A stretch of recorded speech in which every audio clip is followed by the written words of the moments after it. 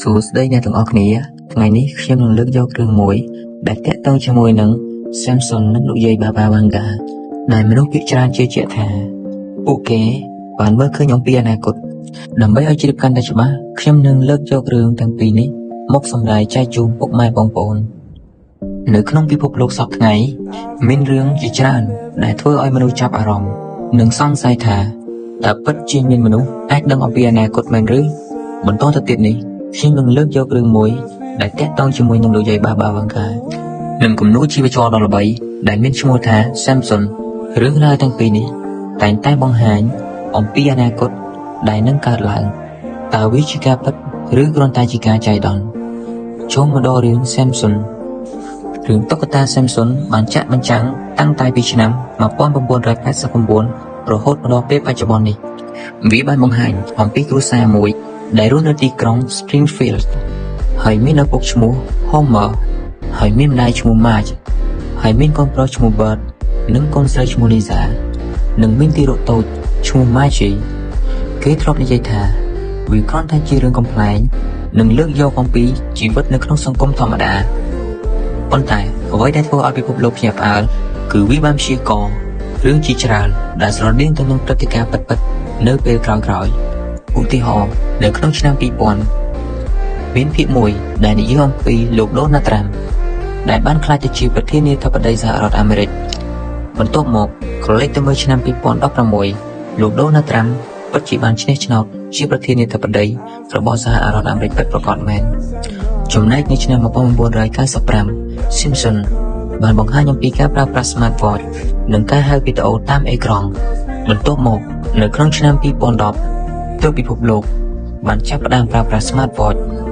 និងវីដេអូ Call ដូចទៅនឹងតុក្កតា Samson ដែលបានបង្ហាញអំពីអនាគតនៅក្នុងឆ្នាំ2010មានភាពបង្ហាញអំពីជំងឺរាលដាលមួយចាប់ផ្ដើមពីអាស៊ីទៅទូទាំងពិភពលោកហើយនៅក្នុងឆ្នាំ2020ពិភពលោកបានជួបជាមួយនឹង COVID-19 ពិតដូចទៅនឹងការសម្ដែងរបស់តុក្កតា Samson មិនត្រឹមតែប៉ុណ្ណោះ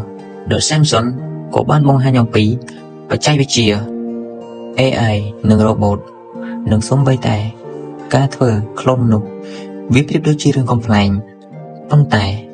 វាបានប្រែទៅជាការព្យាករណ៍យ៉ាងជាក់ស្ដែងអ្នកវិភាគខ្លះនិយាយថាអ្នកសរសេររឿង Samson មានការយល់ដឹងជ្រៅជ្រះអំពីវិទ្យាសាស្ត្រនិងសង្គមពួកគេបានមើលឆ្ងាយដល់ទៅអនាគតដោយប្រើការវិភាគនិងប្រវត្តិសាស្ត្រនិងបច្ចេកវិទ្យាប៉ុន្តែសម្រាប់មនុស្សជាច្រើនវាមិនមែនជាការវិភាគទេវាជាអាថ៌កំបាំងដែលមិនអាចបកស្រាយបាននិយាយអំពីលោកយាយ Baba Vanga គាត់បានទស្សន៍ទាយឃើញអំពីអនាគតពីអវិជ្ជមានទៅវិជ្ជមានលោកយាយ Baba Vanga ជាមនុស្សដែលទស្សន៍ទាយដ៏ល្បីឈ្មោះម្នាក់ដែលរស់នៅក្នុងប្រទេសប៊ូហ្គារីគាត់បានកើតនៅក្នុងឆ្នាំ1911និងស្លាប់ទៅវិញនៅក្នុងឆ្នាំ1996លោកយាយ Baba Vanga គាត់បានបាត់បង់ភ្នែកក្រោយមានព្យុះធំមួយហើយបន្ទាប់មកគាត់និយាយថាគាត់បានមានអំណាចអាថ៌កំបាំងនិងបានមើលឃើញពីអនាគតតាមវិញ្ញាណមានមនុស្សរាប់លាននាក់បានទៅសួរនឹងព្យាករណ៍ដោយសង្ឃឹមថាលោកយាយនឹងអាចប្រាប់អំពីអនាគតរបស់ពួកគេបានការព្យាករណ៍ដ៏ល្បីរបស់លោកយាយ Baba Vanga មានដូចជាការព្យាករណ៍អំពីការបាក់រលំអគារនៅសហរដ្ឋអាមេរិកព្យាករណ៍អំពីការកើនឡើងនៃបច្ចេកវិទ្យានិងភាពជឿនលឿននៃប្រទេសចិនដែលខ្លះទៅជាមហាអំណាចសកលព្យាករណ៍អំពីការរីកចម្រើនបច្ចេកវិទ្យា AI និងមនុស្សសុបនិមិត្តហើយថែមទាំងបានព្យាករណ៍អំពីជំងឺថ្មីៗនិងការប្រែប្រួលអាកាសធាតុយ៉ាងធ្ងន់ធ្ងរមនុស្សជាច្រើនគេបានហៅលោកយាយថា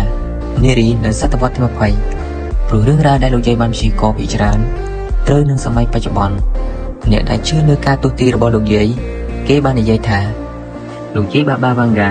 មិនមែនទស្សន៍ទាយទៅតាមអ្វីដែលគាត់នឹកឃើញនោះទេគេគិតថាលោកយាយគឺមានវិញ្ញាណពិសេសនិងបានទទួលព័ត៌មានតាមវិញ្ញាណបន្ទាប់ពីលោកយាយបាត់បង់ភ្នែកលោកយាយបានឃើញអ្វីដែលមនុស្សធម្មតាមិនអាចឃើញបានប៉ុន្តែអ្នកវិទ្យាសាស្ត្រនិយាយថាការព្យាករណ៍របស់លោកយាយអាចបានតាមវិធីជាច្រើនឬជាការចៃដន្យតែប៉ុណ្ណោះបើយើងសរុបនៃអំពីលោកយាយ Baba Vanga និងតុក្កតាភាពយន្ត Samson ទោះបីជា Samson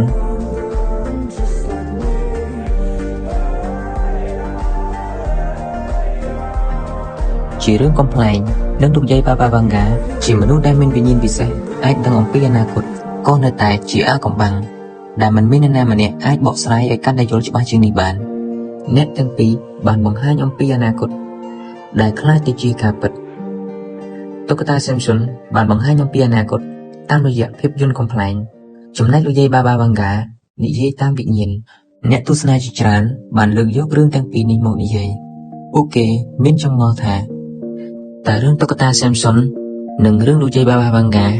មានការពាក់ព័ន្ធគ្នាដែរឬទេមកទល់ពេលបច្ចុប្បន្ននេះមិនទាន់មានភស្តុតាងបញ្ជាក់ច្បាស់នោះទេប៉ុន្តែវាធ្វើឲ្យមនុស្សគិតថាប្រហែលជាមានអ្វីមួយនៅពីក្រោយពិភពលោកនេះប្រហែលជាមានមនុស្សមួយចំនួនអាចមើលឃើញអំពីអនាគតតែមិនអាចបញ្យល់បានការព្យាករណ៍ទាំងនេះទោះបីជាវាការពិតឬមិនការពិតវាបានបង្រៀនយើងអំពីអ្វីមួយអ្នកខ្លះយល់ថាមនុស្សដែលមើលឃើញអំពីអនាគតគឺមិនមែនជាការព្យាករណ៍នោះទេតែជាអ្នកយល់ដឹងអំពីសង្គមនិងបច្ចេកវិទ្យានិងអាកប្បកិរិយារបស់មនុស្ស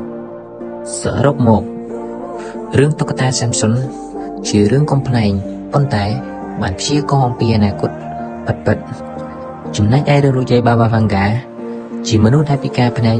ប៉ុន្តែអាចមើលឃើញអំពីអនាគតជាចុងក្រោយតើអ្នកទាំងអស់គ្នាជឿថាពួកគេអាចឃើញអំពីអនាគតពិតៗឬគ្រាន់តែជាការចៃដន្យវីដេអូនេះខ្ញុំសូមបញ្ចប់ត្រឹមតែប៉ុណ្ណេះដើម្បីទទួលបានវីដេអូថ្មីៗជាបន្តទៀតសូមកុំភ្លេចជួយចុច like និង subscribe សូមអរគុណ